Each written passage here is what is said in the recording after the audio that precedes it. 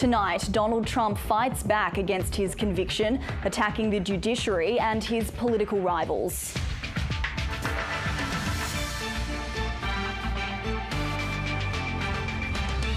After 2 years and some disturbing evidence, the coronial inquest into the death of Kumanjai Walker finally comes to an end. First Ticketmaster, now Ticket Tech, customer details in danger after another data breach. And 30 years of the big screen, Darwin's beloved deck chair cinema celebrates with an Australian classic.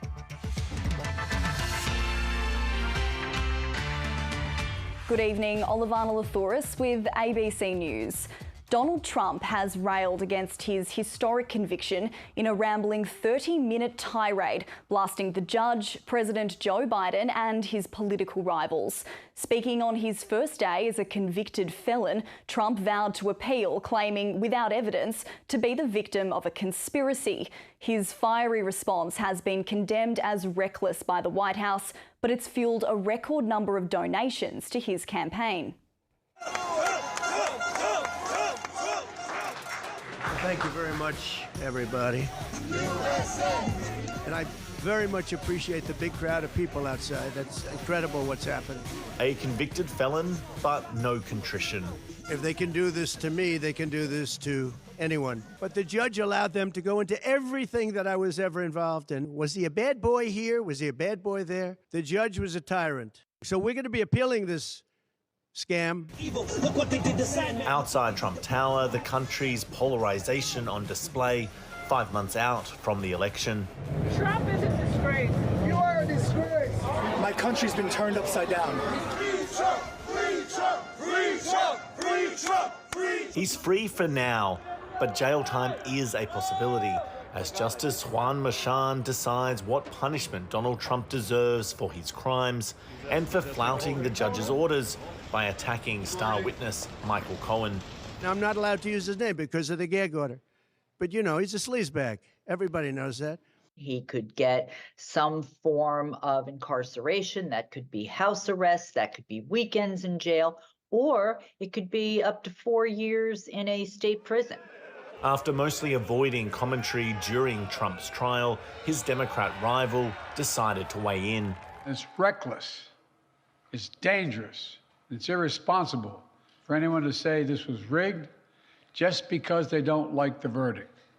Now Trump trades the courtroom for the campaign trail. It's too soon to say if the guilty verdict will sway anyone's vote, but it does appear to have prompted some to open their wallets. Trump's campaign claims that they raised nearly $60 million in the 10 hours after the verdict, a Republican record and a boon for a campaign lagging behind Joe Biden's fundraising.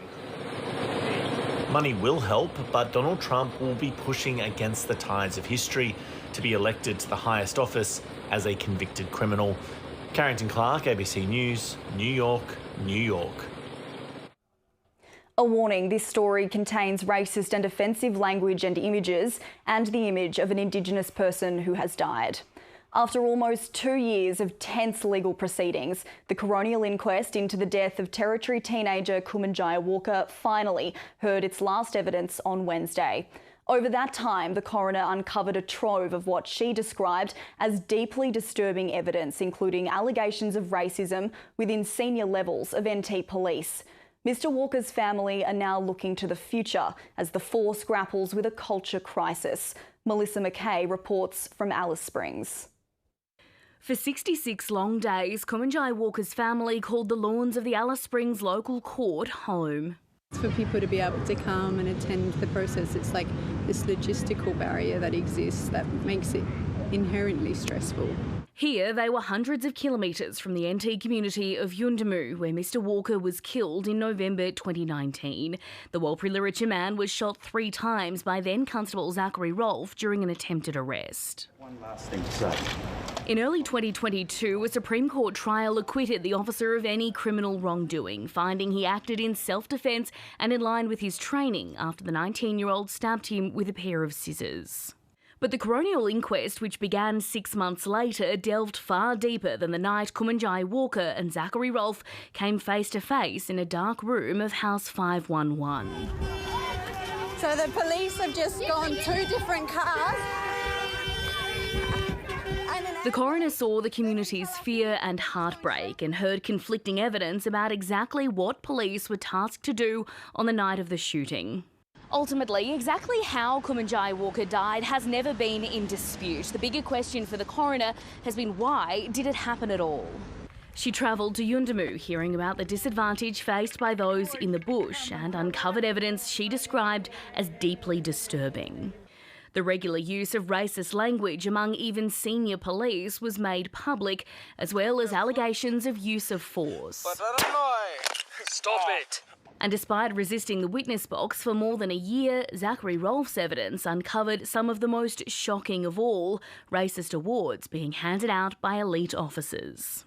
The police commissioner admitted he misled the public and gaslit Aboriginal people when it came to the prevalence of racism in his ranks. The coroner now has the task of recommending changes, while the police commissioner and others implement them. The support camp in town has been packed down one final time, but the memories of a young man will never fade. And he's still just really loved. Yeah. Melissa McKay, ABC News, Alice Springs. Detectives from the Sex Crime Unit are calling for information after a woman was sexually assaulted by a stranger in her home in Darwin's northern suburbs. The assault happened on Wednesday around 10:30. It's alleged the pair, who were not known to each other, exchanged words before the male entered the house. He's described as being aged in his late 20s to early 30s, Aboriginal in appearance and around 170 centimetres tall with a stocky build. He was wearing a singlet and dark shorts. Anyone with information should contact police. Detectives are investigating the death of a woman at a flat in Darwin's northern suburbs this afternoon. Lillian Rangier is in Coconut Grove. Lillian, what have police said about the death so far? Well, Olivana, details are still emerging about what exactly has taken place here, but what we can reveal is that police are treating this death as domestic violence related. They were called to a unit behind me around midday today, where they found a 36-year-old woman who they declared dead at the scene. They also located a 43-year-old man who turned himself in to police, and since then detectives and forensic officers have been at the scene working to try and determine exactly what has taken place. We have also spoken to some residents nearby who are shocked about what's occurred. They say they didn't hear anything in the lead up to this that would indicate that something was wrong until they saw the police cars arrive. But there's a crime scene tape still at the unit where this occurred, and you might be able to see behind me police are guarding the scene at the moment as neighbours continue to roll in back from their days out to come home for the evening and learning of this tragedy. But we're waiting to see what charges, if any, are flowing from this incident. There is a 43-year-old man in custody, but police have not said if he will be charged and what with, if so. Thanks, Lillian. Lillian Rangier there. China's military has confronted Australia's Defence Minister during an international security conference in Singapore. Richard Marles has called out Beijing for acts of aggression in the region, while another nearby nation is warning of the growing risk of war. Just north of Australia, regional tensions are boiling over in a very public forum. If a Filipino citizen is killed by a willful act, that is, I think, very, very close to what we define as an act of war. The Philippines president warning of dangerous consequences if Chinese militia vessels continue to challenge his nation's territorial waters. The Philippines, their ship intentionally to collide with China's Coast Guard ships. At the annual Shangri-La Dialogue in Singapore, the actions of the People's Liberation Army in this region is again dominating discussion. The harassment that the Philippines has faced is dangerous, pure and simple. The United States assuring allies and partners it will continue to uphold international law. The United States can be secure only if Asia is secure. Australia's Defence Minister also taking aim at Beijing. The activities that the Australian Defence Force has conducted in the region for decades, safely and consistent with international law are increasingly contested by the PLA. Rising tensions contested from the conference floor, with the People's Liberation Army confronting Richard Marles with this. As a sovereign country, China has the natural rights to defend its national security. After the conference confrontation, Mr. Marles met with his Chinese counterpart, where he raised the matter face to face. While the Albanese government continues to voice concern over China's military posture in the Indo-Pacific, here, federal police are defending their past cooperation with Beijing after revelations on Four Corners that Chinese officers were allowed into Australia back in 2019 to escort a suspect out of the country. I think it's fair to say what would have been appropriate 5 or 10 years ago, given the current environment, may not be appropriate today, and we've recognised that. The AFP says its awareness of foreign interference plots has improved significantly. Monty Bovill, ABC News, Canberra. First it was Ticketmaster, now it's Ticketek that's been caught up in a cybersecurity incident. Ticketek has disclosed a potential data breach, warning customers their details might have been accessed. Ticketek customers trusted their private information would be kept safe. I do book tickets, but this is the first time that I heard from a Ticketek email advising that there was a breach. Names, dates of birth and email addresses of Ticketek customers have been potentially accessed by cyber criminals. The owner of rival platform Ticketmaster has confirmed to authorities it detected a data breach almost 2 weeks ago, but its customers have been kept in the dark. It's just very disconcerting that I've had no news about exactly what has happened. The National Coordinator of Cybersecurity has been working together with Ticketmaster and Ticketek to make sure that we're completely across what has happened. Both companies have blamed a third-party cloud-based storage provider which holds the information. One such provider, called Snowflake, recently disclosed it had been hit by cyber attacks. We don't know for sure that these incidents are related, but on the balance of probabilities, they likely are. The hacking group Shiny Hunters claims to have demanded $20 million from Ticketmaster. As Ticketmaster presumably refused to pay that, they are now selling the data for $500,000 USD. Many companies do pay hackers. With more than $1 billion in ransoms believed to have been paid last year alone, cybercrime has become hugely profitable. It's prompted calls for ransom payments to be banned. The fact that organisations do pay is why attacks like this keep on happening. Ticketek is urging its customers to be extra vigilant for phishing emails and scam attempts. Alexander Lewis, ABC News. There's been chaos at airports across the country with a fuel supply issue overnight in Perth, leaving domestic and international travellers stranded. More than 70 flights were affected, including in and out of Darwin. And while the problem has now been fixed, the airlines are still working to clear the backlog. And there's confusion over whether passengers will be compensated or given accommodation if they're stuck overnight. We're currently experiencing a fuel delivery issue to aircraft. Frustration around the country as flights in and out of Perth ground to a halt. Captains ringing in every hour saying, don't know where the fuel is, but eventually we just get kicked off the airplane and then our flight's been cancelled. In Sydney, this man was trying to get home to Perth after his son's baseball tournament in Lismore. He's now facing a roundabout trip home through Melbourne. Just delays it. I don't know. Would have liked to be home tonight. And there were flow-on effects elsewhere as passengers missed connecting flights. Well, I'm not too happy about it because I had to be in Perth tonight to make it to Singapore for another flight. International flights were forced to divert to regional airports, leaving passengers stuck on the tarmac, including those on this 17-hour direct flight from London to Perth, which ended up refuelling in the mining town of Karratha in WA's north. Hours later, the airport announced the problem was fixed. We appear to have had air has been sucked into the distribution system. Even once we identified the fix, it then was about a period of time for us to bleed that air out. But delays are expected to continue throughout the weekend, with many passengers told they can't be rebooked for days. Somebody is responsible for what is happening and there should be something done to help the passengers. There's been some confusion over compensation, with Virgin Australia initially telling passengers they were not eligible. However, a spokeswoman later corrected this, saying passengers could apply if they weren't being booked forward on future flights. Other passengers stranded in Perth were told they wouldn't be given hotel accommodation, leaving some to face an extended wait at the airport. Rebecca Trigger, ABC News.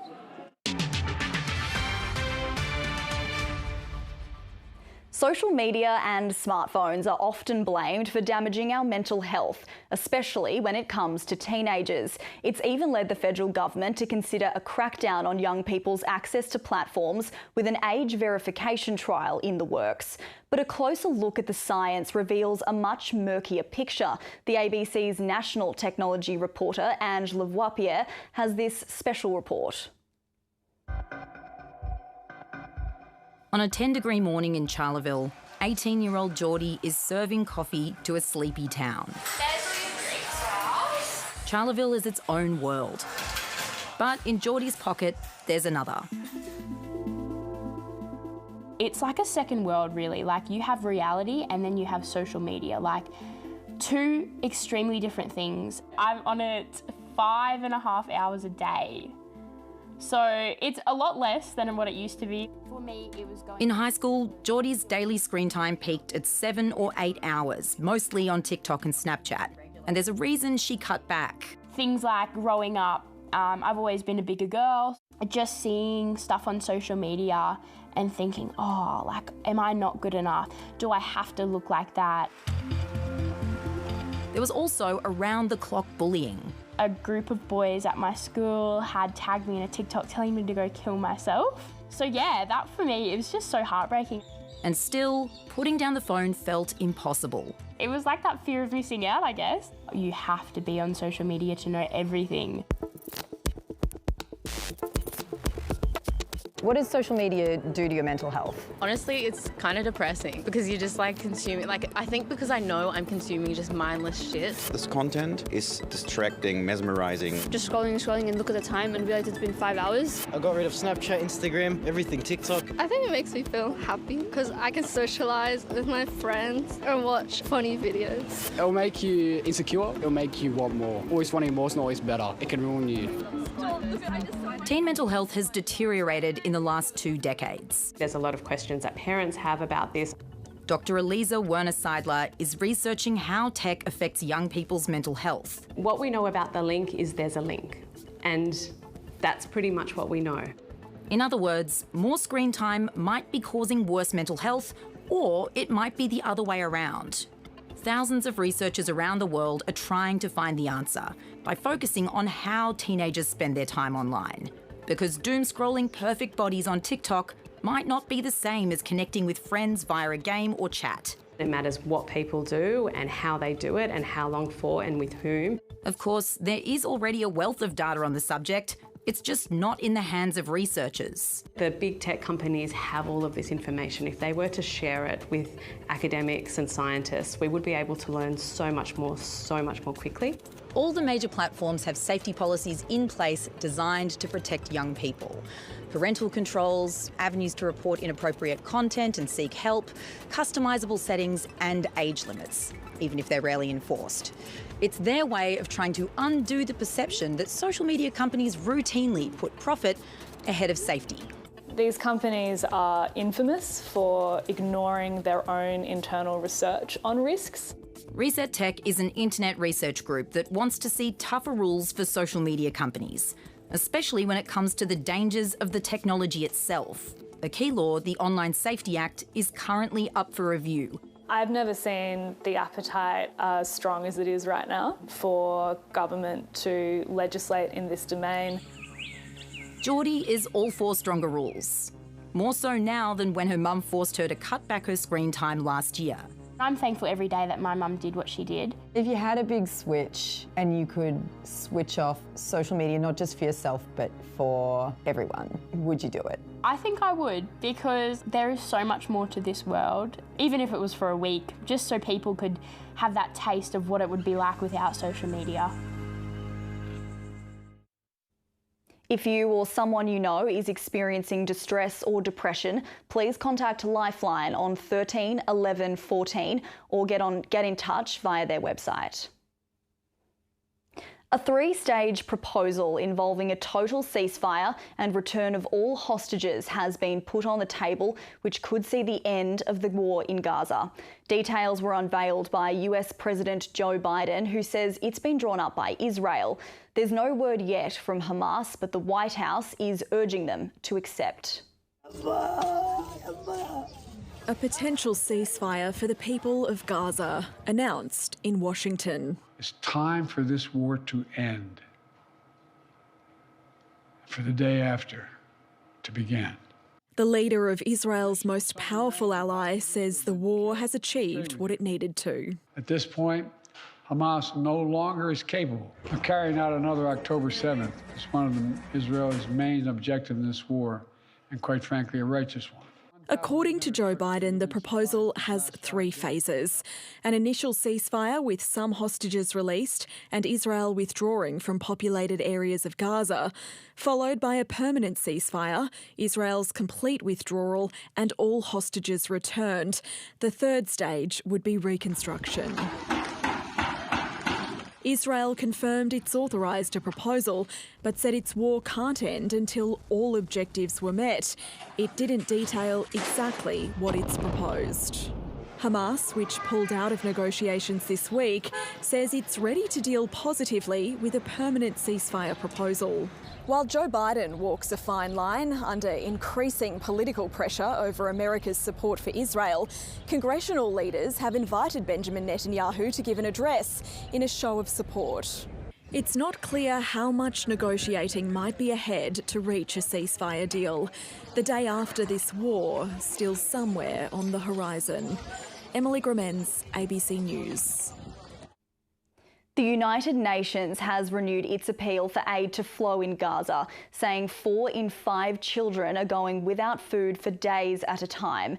Medical evacuations have also stopped, despite a growing list of Palestinians, including children, in need of urgent transport. And a warning, this report contains distressing images. 10-year-old Lama has a gaping hole in her leg that needs urgent medical attention. I was sitting at home with my brothers and suddenly a tank missile hit our garden. I got injured. My brothers, my aunt, uncle and sister killed. But inside Gaza, she can't get the treatment she needs. She was given permission to leave through the Rafah crossing. Then Israel closed the border after seizing it in early May. I was about to go out that day. They told me the tanks are inside the border. The Rafah crossing was the only way injured Gazans were able to leave. 20-year-old Abdel Karim was also given the green light to be medically evacuated. His entire family, apart from his brother, was killed in an Israeli airstrike on their home. Every day, the risk of needing amputation grows. My injured leg is getting worse. I feel like I am wasting time, sitting here waiting for the worst. UN agencies say at least 700 critically injured patients have been unable to leave Gaza since Rafah closed. Gazan doctors know there's little they can do with their collapsed resources. These patients are deteriorating and will get even worse. I pray to God they will open the border. Israel hasn't responded to questions about future plans for the crossing or any medical evacuations. Alison Horn, ABC News, Jerusalem. The Western Bulldogs have paid a price for their win over Collingwood last night, with emerging star Sam Darcy facing a 2-match suspension for a late hit on Pies' Braden Maynard. Meanwhile, this afternoon, the Hawks continued their good run of form, defeating the Adelaide Crows by 27 points at the MCG. A hot start from the Hawks at the MCG as they chased a 4th win in 5 games. And in 250, Jack Gunston kicks his first. Hawthorn continuing to pile on the goals with the first 4 of the match. They are unstoppable, the Hawks. The Crows' first coming courtesy of the new holding the ball interpretation. And that is holding the ball, and this is going to take a bit of getting used to. But it was the Hawks by 20 at quarter time, the second term starting the same as the first. Splits them perfectly. And if not for some steadfast defence... Gunston runs into ball ace, thank goodness for him. And a Jaff headbutt on hinge... They're going to reverse it. The Hawks' 29-point half-time lead could have been more. Then, after the long break, 3 quick goals extended it to 48 points. A flurry of goals helped Adelaide stay in it. Oh, they're coming all of a sudden, the Crows. But the Hawks weren't to be denied. Quarter, but they've had the answers all day, the Hawks. They've been quite superb. Fittingly, triple premiership Hawk Jack Gunston, in his 250th game, kicked the final goal. And that is unreal. To help Hawthorn to a 27-point win. And last night, despite a sharp start from the reigning premiers, big start, Pies. The Bulldogs kicked the last 5 of the game to take down Collingwood. Darcy, no way. No way. Captain Marcus Bontempelli's 38 possession performance, the key to the win. Special footballer Marcus Bontempelli. But the Dogs' win has come at a cost. Sam Darcy offered a 2-match ban for this late bump on Pies enforcer Braden Maynard, while Riley West has been handed a 1-game suspension for a high hit on Jeremy Howe. James Wakelin, ABC News. St Kilda has notched up a desperately needed win, beating West Coast by 14 points in Perth. In a close encounter, the Eagles held a slim lead at each break. Emerging star Harley Reid was dominant, but this heavy tackle will come under scrutiny. In the final term, the momentum swung the way of the Saints, who kicked 5 of the last 7 goals to notch up a desperately needed win for the club. In tennis, Russian 6th seed Andrei Rublev has had a spectacular meltdown to exit the French Open, while other top seeds sailed through to the next round of the Roland Garros. World number 2 Jannik Sinner enjoyed a straight sets win in this 3rd round match, and Polish top seed Iga Świątek celebrated her 23rd birthday, easing into the last 16. Rublev, however, had a number of moments he'd rather forget, getting into a heated argument with the umpire over a line call and losing his cool on several occasions as he went down in straight sets to Italian Matteo Arnaldi. Completely disappointed with myself, the way I behaved, the way I performed. A Darwin cultural icon, the Deckchair Cinema, is celebrating its 30th birthday with a screening of Australian classic Muriel's Wedding. The outdoor cinema first opened at Stokes Hill in June 1994 and moved into its current home along the waterfront a decade later. Run by a local not-for-profit, the famous deck chairs have held countless film buffs at hundreds of film premieres, festivals and concerts over the years. Volunteer Di Koza has helped run the cinema for decades. When you look around and you see people from all walks of life and from all over the country here enjoying it, it's really very gratifying. Now to the weather. Tonight's weather pick has been sent in by Ian Maddox of a spectacular eagle above the McDonald Ranges. There were a few morning showers about the top end, a rain band weakened over central parts of the territory, and it was cool and sunny in the south. It reached 33 in Darwin today, 34 in Batchelor. Zooming out, 33 today in Katherine, 29 in Nhulunbuy and Borroloola, 33. 5 degrees in Alice Springs this morning, warming up to 19. On the satellite, a rain band stretches from central NT across Queensland to eastern New South Wales. A cold front is approaching the west coast of WA. A ridge of high pressure will extend across the Northern Territory, while a strong cold front will move across western WA. A low pressure system is deepening off the New South Wales coast. Interstate tomorrow, sunny in Brisbane 23, very wet in Sydney, a minimum of 12, Canberra 13, Melbourne 15, Hobart tops of 13 degrees, Adelaide sunny and 17, Perth rain and 19 degrees.